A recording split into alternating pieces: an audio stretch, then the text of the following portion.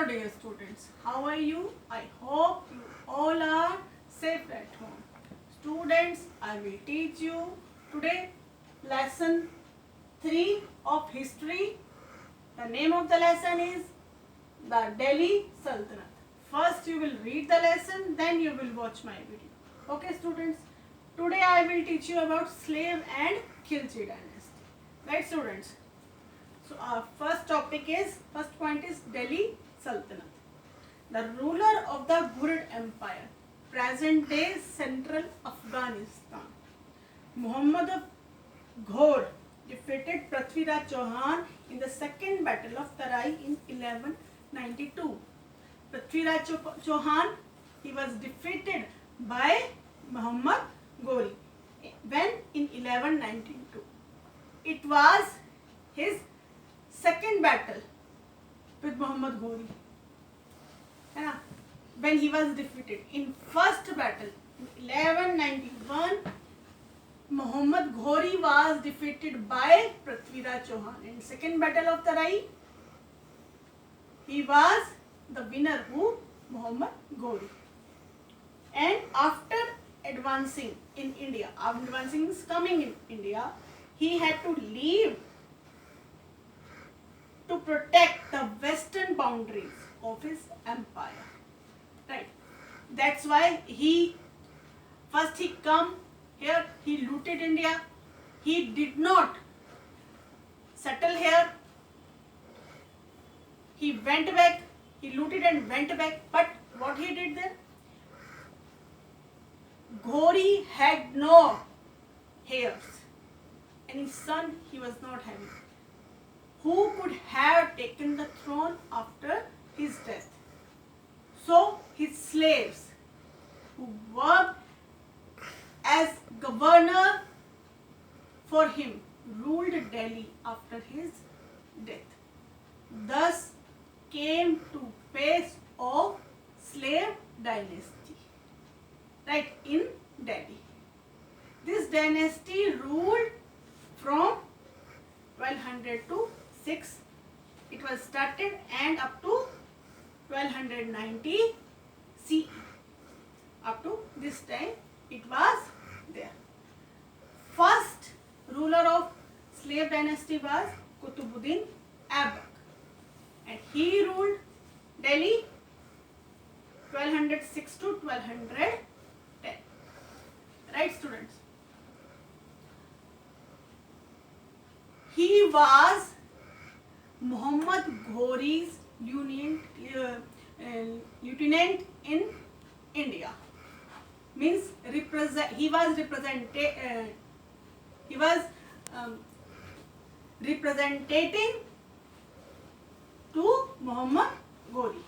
He established his rule over North India by building a strong army and shifted his capital from Lahore to Indraprastha. Indraprastha is Delhi, present Delhi, right?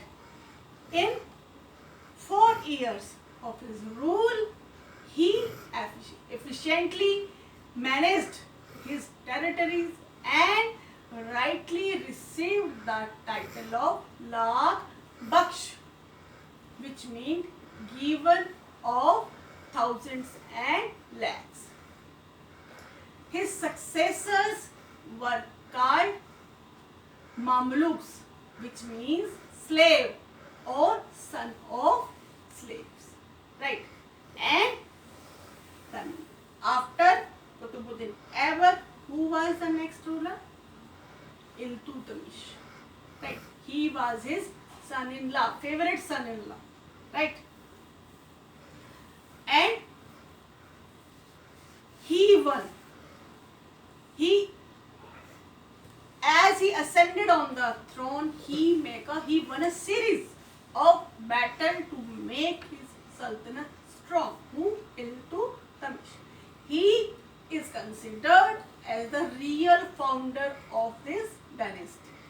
He undertook the following measures to strengthen his empire. What were those measures? He consolidated the empire by organizing the nobility into a select group of 40 called the Chalisa or Chehalgani. Means he made a group of strong people.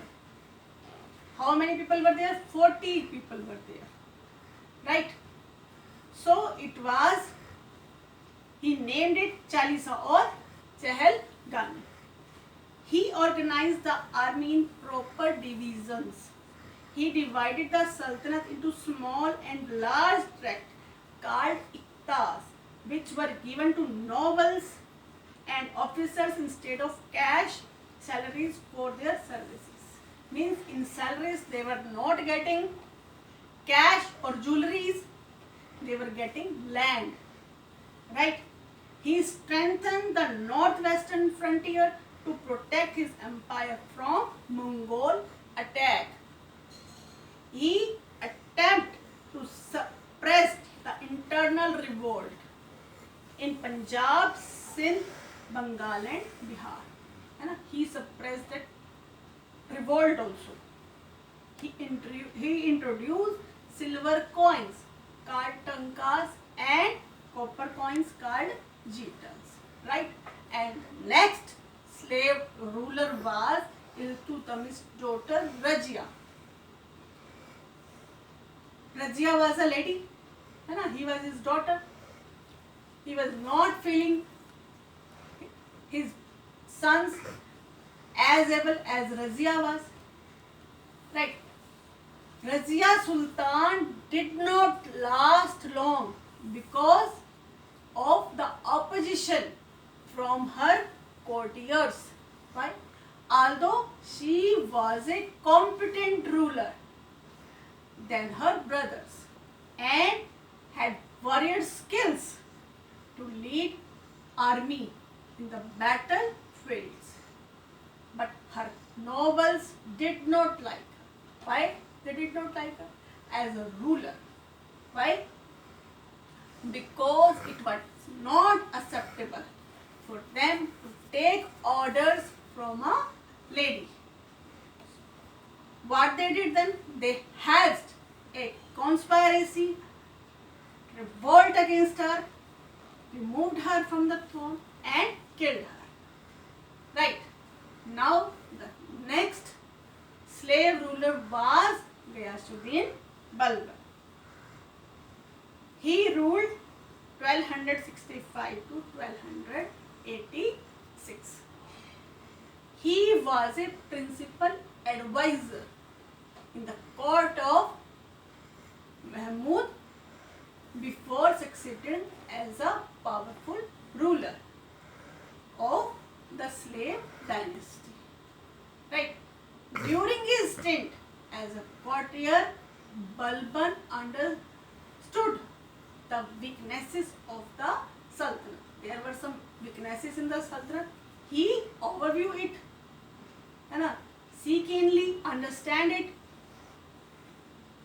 He watched all the weaknesses of the Sultanate and the power of Chehalgani group. Chehalgani means that group of 40 people. He faced many difficulties in taking over the region of the dynasty, and after assuming power, broke the supremacy of this group. Which group? Chehalgani group. And he undertook many measures to strengthen the position of Sultan. What measures were there? In your book, 5 are written here. He defeated many local rulers. He defended his kingdom from Mongol invasions and internal revolts. He established an efficient spy system. He restored law and order in the Ganga Yamuna Doab by adopting a policy of blood and iron. And the last one, he mercilessly punished robbers and destroyed the zamindars who defined his authority. Right? Now about Khilji dynasty. Right.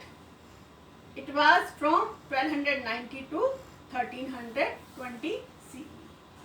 The slave dynasty was overtaken by the Khilji dynasty when the last ruler of slave dynasty, Balban's grandson, है ना, Kakubad, was killed by the Khilji rebellions. And Khilji in Turkish language means swordsman, right? Jalaluddin Khilji was the founder of this dynasty. First, Jalaluddin Khilji, who ruled from 1291 to 1296. He invaded India and made Delhi his capital, but ruled from Kilokhari. He ruled for 6 years, right? And during his rule, Mongols attacked India, and his nephew murdered him to ascend the throne of Khilji dynasty. Now, second one is Alauddin Khilji, right? Second ruler of Khilji dynasty, who was Alauddin Khilji. He ruled from 1296 to 1316, right? He was the nephew of Jalaluddin Khilji. Just I told you, he murdered Jalaluddin and then he took over the throne, who ruled the Sultanate with his military campaigns and also able administration. He extended his control to the south and is known for his economic reforms. Right? He was successful in retaining the Mongol invasions on Delhi in 1297 CE. Right? He called himself the second Alexander or Sikandar Sani. His expansionist intentions led him to invade many cities like Gujarat, Ranthambore, Mewar, Jalore, and Malwa.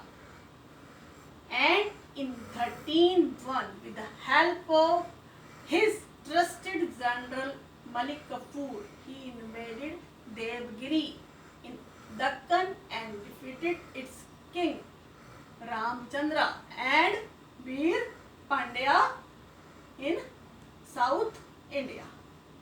Right? He is best known for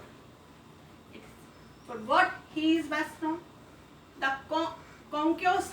I told you which cities he conquered. Second is tackling the Mongol menace. This also I told you. Taking measures to prevent rebellions and restricting the intermixing of nobles. This also. Collection of revenue based on measurement of land and appointed of revenue officials. He appoint officers, special officers to collect the revenue, and the revenue was based on land. Means how much land anybody is having, that much he has to pay. Starting a system of market control and fixed prices for various commodities. And there were main three markets, one for food grain, other for costly clothes, and the one for slaves, cattle and horses. Right? Strict punishment was there, but prescribed for those who cheated and violated rules. Right? And he introduced Hulia.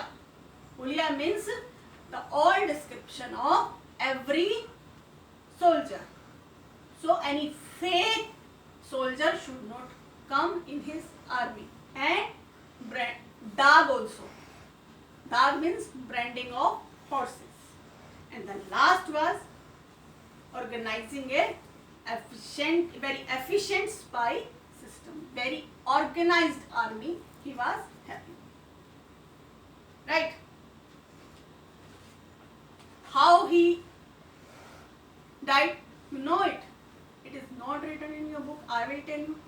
His trusted general Malik Kafur, he poisoned him in the last. Right? That's why he was died. Right? And the next dynasties, Tughlaq dynasty, Lodi dynasty, Sayyid dynasty, I will teach you in next video. Right? Okay students, go through this and do question answers in your notebook, which are given in the worksheet. Half only question answers are given, half will be given in next worksheet. Stay home, stay safe, bye.